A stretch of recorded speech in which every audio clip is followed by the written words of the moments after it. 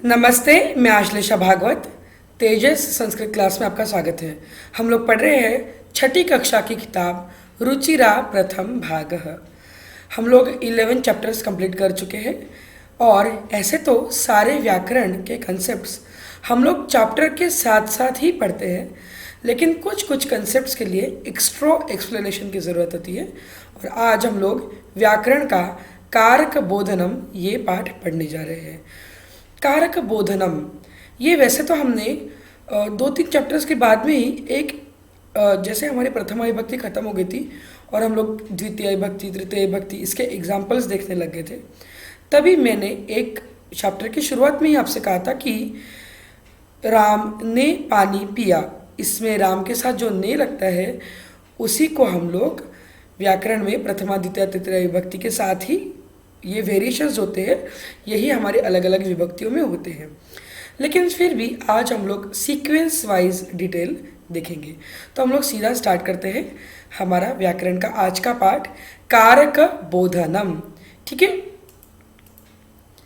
वैसे तो कारक मतलब क्या होता है ये मैंने आपको एक्सप्लेन किया है, लेकिन फिर भी हर चीज़ की डेफिनेशन कम से कम एक बार हम लोगों को पढ़ लेनी चाहिए।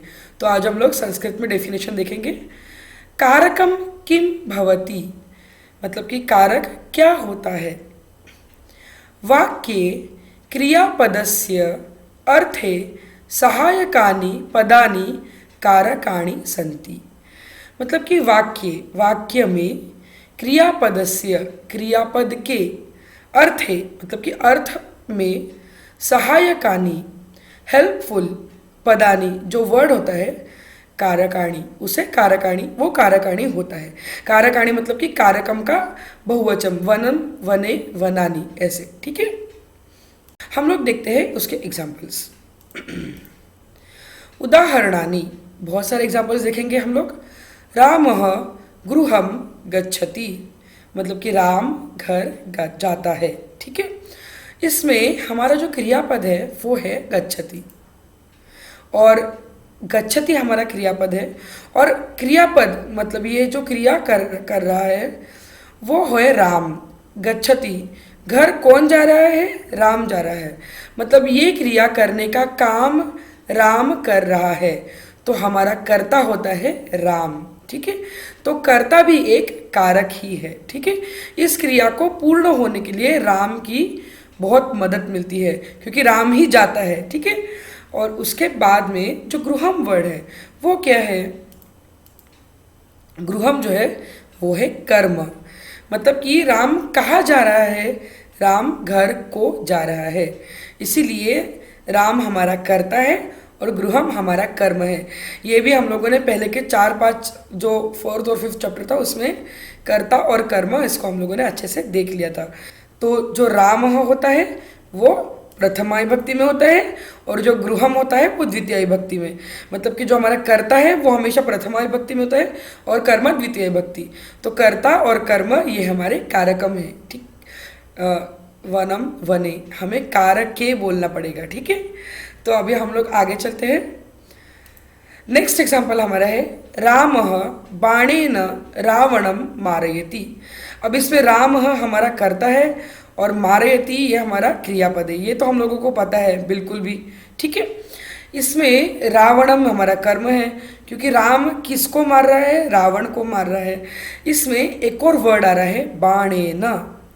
ये जो बाणेन है इसे हम लोग करण कहते हैं, मतलब कि बाण के सहायता से, और यही तृतीय विभक्ति का हमारा एग्जाम्पल है।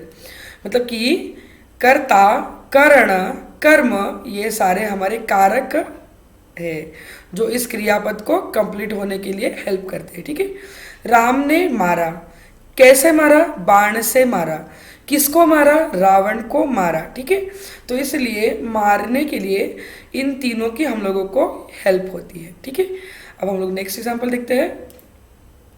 रामः विभीषणाय राज्यम यच्छति। अब इसमें जो हमारा मेन सेंटेंस है वो क्या है, रामः यच्छति, राम ने दिया। फिर राम ने क्या दिया, तो हमारा कर्म क्या होगा, रामः राज्यम यच्छति, मतलब कि राम ने राज्य दिया। ठीक है, अब यहाँ पे कैसे मारा, मतलब किसके द्वारा मारा, ये हमारा क्वेश्चन था। अब यहाँ पे किसको दिया, ये हमारा क्वेश्चन है। रामः विभीषणाय राज्यम यच्छति।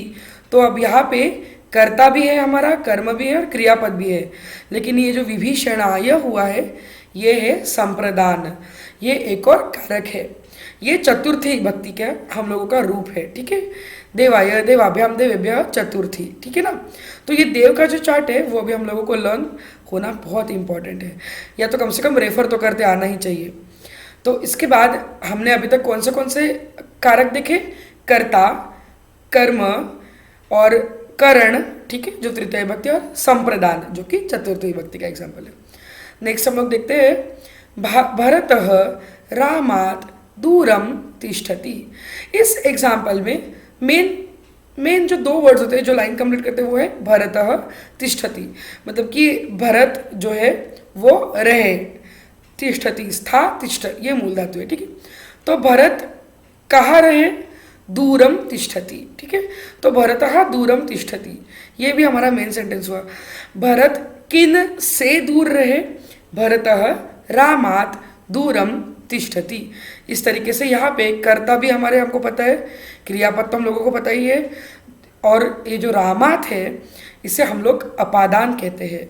ये पंचमी विभक्ति हम लोग जब चार्ट बोलते हैं तो पंचमी होता है, ठीक है। तो ये जो अपादान है ये हमें से दूर ये संबंध बताता है, ठीक है। नेक्स्ट एग्जाम्पल हम लोग देखते हैं। रामः नगरे आसीत।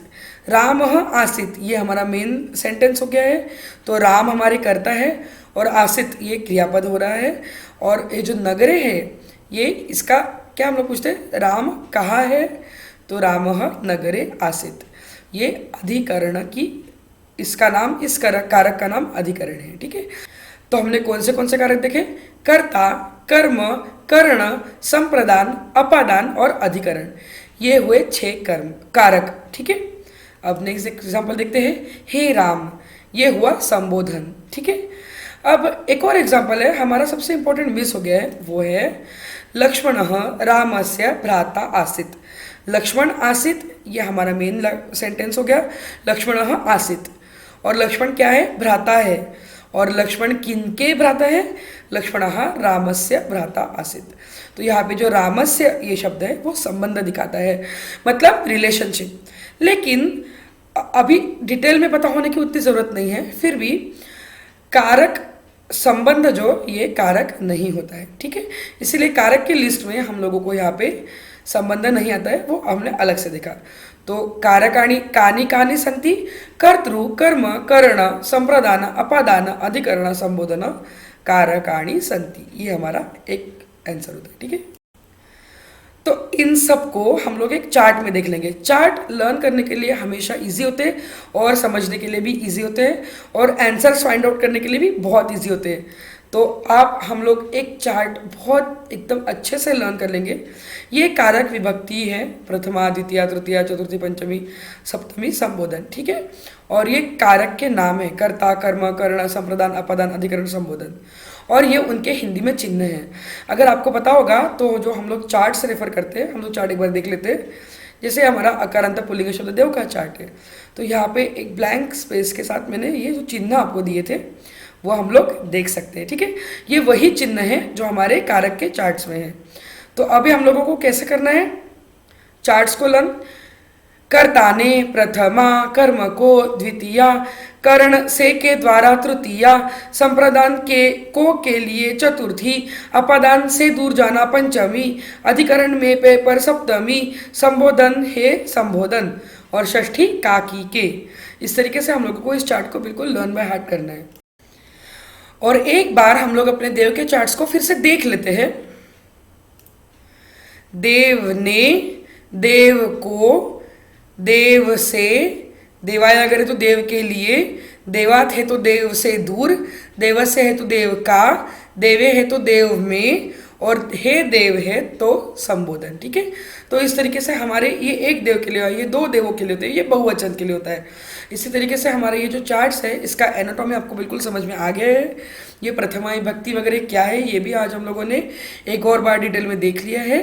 और आज के बाद से आपको अगर कुछ भी प्रॉब्लम कन्फ्यूजन होता है तो आप इस एपिसोड को बार बार देखिएगा, क्योंकि ये जो कारक प्रकरण है ये हमारा पीछा अभी 12th स्टैंडर्ड तक नहीं छोड़ने वाले हैं, ठीक है। See you in the next class with the next chapter.